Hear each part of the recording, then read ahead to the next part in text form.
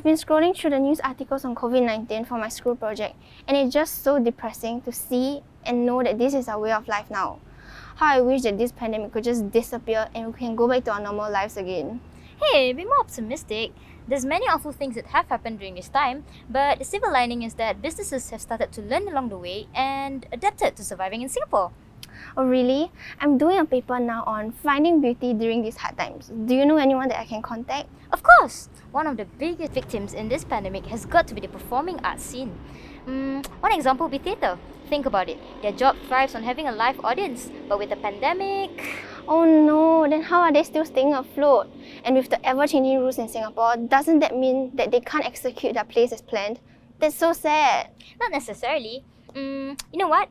Let's ask them to tell us more about it. Let's go!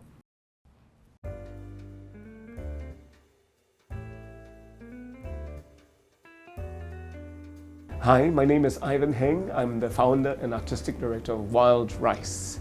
I'm an actor, director, producer, set designer. I do everything that's involved with Wild Rice. COVID has been a very, very tough time for us because we had a whole slate of shows lined up. It's been more than a year. And in the beginning, our theatre was closed completely. And when the theatre is closed, you find that you can't actually make money from ticket sales. We've had some government funding, but a lot of support has come from a program known as our Angels program, which is our patrons. And many people have been very kind and generous. Over our 20-year history at Wild Rice, I think we've built a lot of goodwill. People understand the value of the company, and many people reached into their pockets to give what they can.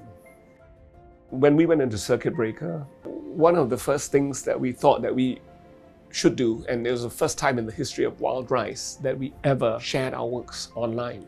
And we were very, very surprised by the response. I mean, for example, the first thing that we screened was this one-man show, which I do, called Emily of Emerald Hill. At the end of 3 days, 100,000 people from 31 countries had watched it. I think that was a very, very powerful thing. And so we started sharing our works online in a series called Wild at Home. Has been seen by more than 500,000 people around the world. We weren't prepared at all for the second lockdown. For us, it meant our theatre had to close again. We had Fag Hag scheduled to open and we had to postpone it. We didn't know when we would be able to open. I've learned the value of what we do. I've learned how important the arts is. It's a time where people are fearful, where people are anxious, where people feel isolated. And I have found, and I'm sure you will agree, that actually it's at this time where we are turning to the books, to music, to film, to just kind of keep us sane, keep us going. So yeah, I think I've learned the value of what we do. One thing that arose out of the pandemic was our collaboration with Pandemonium and Singapore Repertory Theatre.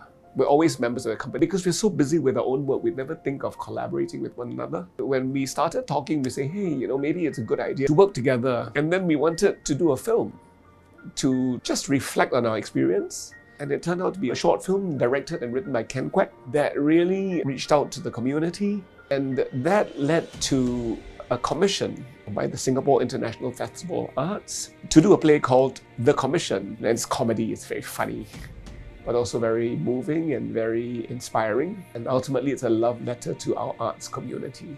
If you're a performing artist, it's probably very difficult right now because we haven't been able to do what we do. Know that you are valued and know that we have a very, very loving and supportive community that you can turn to. Know that the day will come when things will calm down and we can get back to do what we do and be who we are. Till then, keep safe, keep hopeful, and take care. I'm glad that we got to know more about the situation of the arts sector in Singapore. Hopefully things get better soon so that they can showcase their hard work to the audience. Oh my god, that guy's not wearing a mask. Hey, let's walk this way. Anyways, honey, do you know that the Ministry of Sustainability and Environment issued out more than 600 fines to individuals who breach the COVID rules? No way, it's that bad? Yeah, the numbers are crazy. And out of the 600 fines issued, 350 of them were given to individuals who are not wearing masks. Dude, those people who breach the COVID rules should be sent for counselling. Well, you're in luck. There's a special episode of Dr. Bill that recently aired showcasing the COVIDiots. Oh, I've seen the teaser for that. Do you want to watch it? Oh my god, yes! Let's go!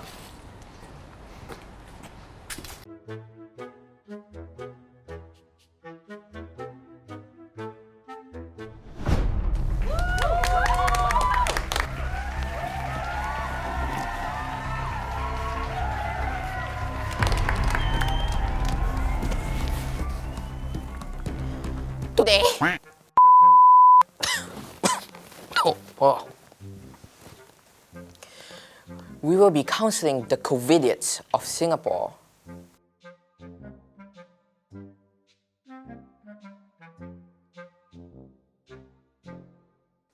Welcome, Miss Paramjit Kaur.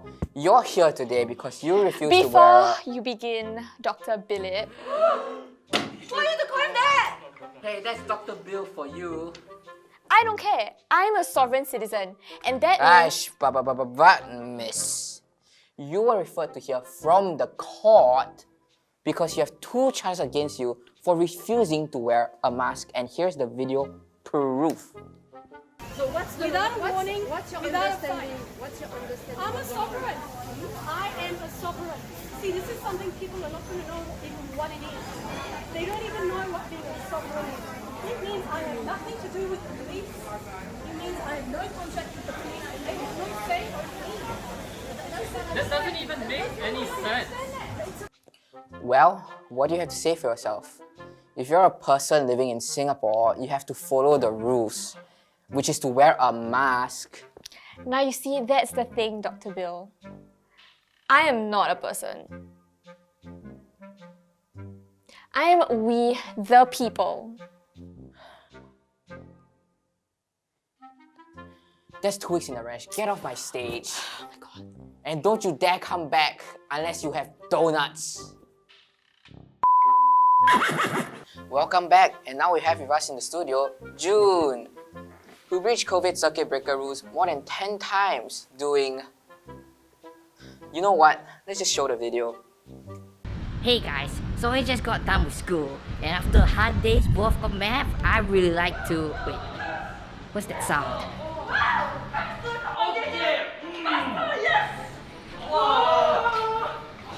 Oh my god, what are you doing? Mommy!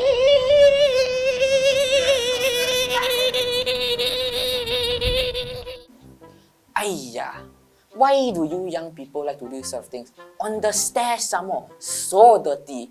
Go and get a room. I told a lot of people already. Straits Times today, and even you, we were simply just doing cardio with heavy breathing. I don't see anything wrong with that. You see no wrong? You see no wrong? The poor boy who saw you doing the cardio. The cardio. He's in therapy now. And look at him.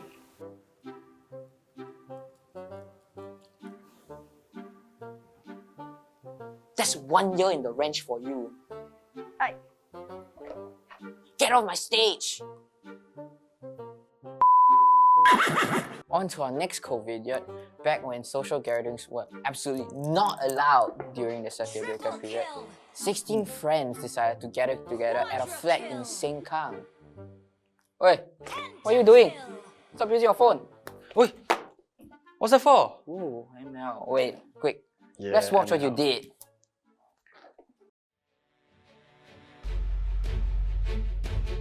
On today's headline news, 10 dumbasses were fined for a gathering at Sengkang flat during the circuit breaker period to eat, drink, game, and watch Netflix. Guys, this type of people, am I right?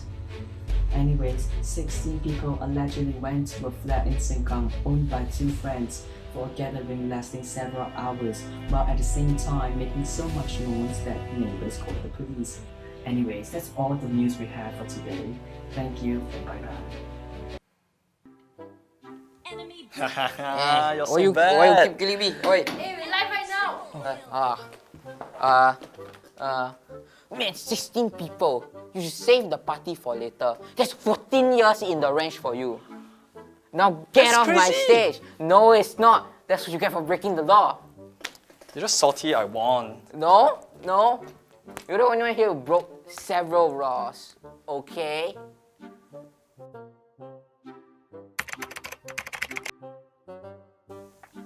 Man, this was the worst episode of Dr. Bill ever. Anyways, thank you for coming to this counseling session with Dr. Bill. I hope I don't ever get to see these COVIDiots ever again. Bye-bye.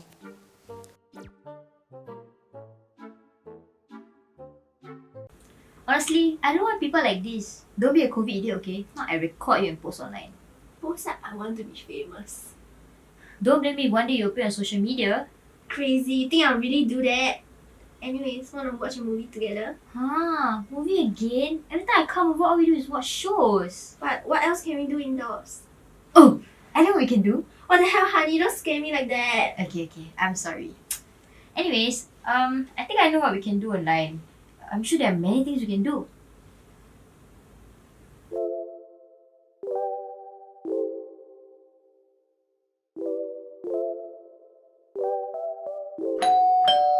Things can get lonely and boring. You may not know how to deal with having so much time on your hands or with the current situation around the world.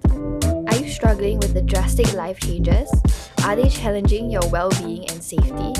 Whatever it is, there are good ways to pass time and feel better while being cooped up at home. There are lots of productive yet fun things that you can do to boost your mental and physical health. Being in isolation doesn't mean you have to be in bed all day, unless you want to. But hey, being indoors can be fun too. Get out of bed. Yes, that's it. Without further ado, here are 4 interesting activities that you can do during the pandemic. There's a lot to keep track of in our lives. The things we need to do, the things we're doing, and the things we've done. There are plenty of apps that can easily help you organize your life. But are they the most suitable for your lifestyle? Bullet Journal, an analog system designed to track the past, organize the present, and plan for the future. The system works just as well as any notebook of your choice. Their simplistic and easy to use system helps you to organize everything in one place. The very concept behind bullet journaling is all about neatness and organization. Now you can spend time designing your own planner that matches your lifestyle. Want to learn a new skill but can't leave your house? Well, fret not. Skillshare is an online learning community for creative and curious people. Skillshare has thousands of classes to choose from, ranging from marketing to film and video, graphic design, entrepreneurship, web development, music, and anything you can think of, Skillshare provides. Through this, you can learn new skills, find new passions, gain more knowledge for existing passions, and overall, get lost in creativity. Skillshare is created specifically for learning, so there are no ads in between videos. They keep up to date with current interests and are constantly pumping out new premium classes, meaning that there's always new content. Recently, I've been watching Amanda Rach Lee's videos about bullet journaling. They're educational and inspire me to create new spreads for my own bullet journal. Feeling wanderlust, in need of a virtual escape? Now you can virtually travel anywhere. Check this out. Maybe you're someone who wants a little adventure in your life. Escape VR is an extraordinary experience without needing to leave your house. Experience the world in virtual reality with unforgettable journeys to the parts of the world that you've never been to. I enjoyed touring San Francisco. It has always been a dream to visit there one day. With Escape VR, I was able to admire the view in the comfort of my own home without needing to travel. It's definitely a virtual traveling experience you wouldn't want to miss.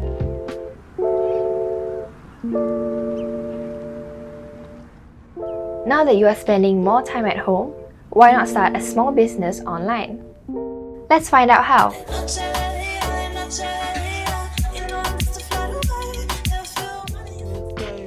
I am Angeline.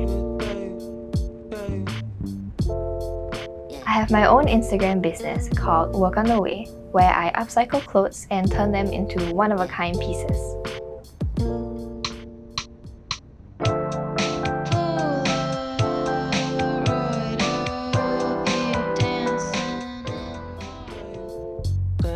With a pile of unwanted clothing sitting in my closet, I decided to put them to good use. What started out as an interest slowly turned into a business I am passionate about. Currently, I work on my business after school and do small batches of clothing every week.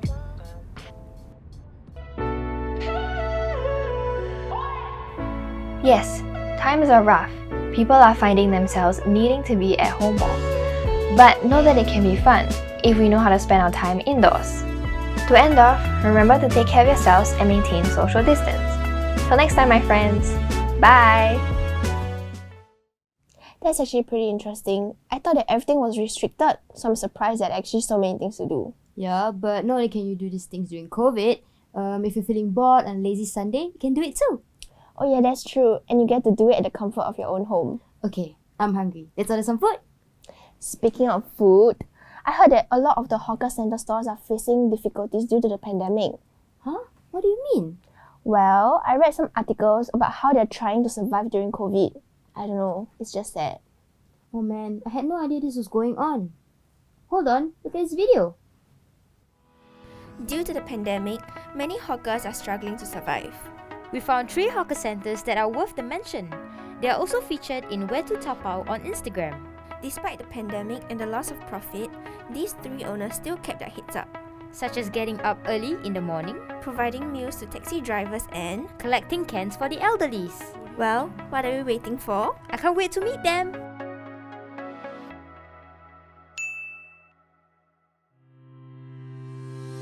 Hi guys! Today we are at Three Sisters Prawn Noodles, also known as 三姐妹, Located at Mayflower Market and Food Center. and we're going to introduce to you our first hawker recommendation. Let's go! 我们虾面的特色主要是那个烤虾面哦，炒的也是啊，炒的最主要是熬那个汤哦，然后只要炒起来会感觉有点香浓的味道，然后就 OK 了咯。这个疫情带来很多不方便啊，因为需要戴口罩啊，所以我们做小贩的，因为在那个火炉那边啊，觉得蛮热的，又需要戴这个口罩啊，感觉很不舒服啊。然后收入这方面是因为顾客少了嘛，然后收入就跟着下跌咯。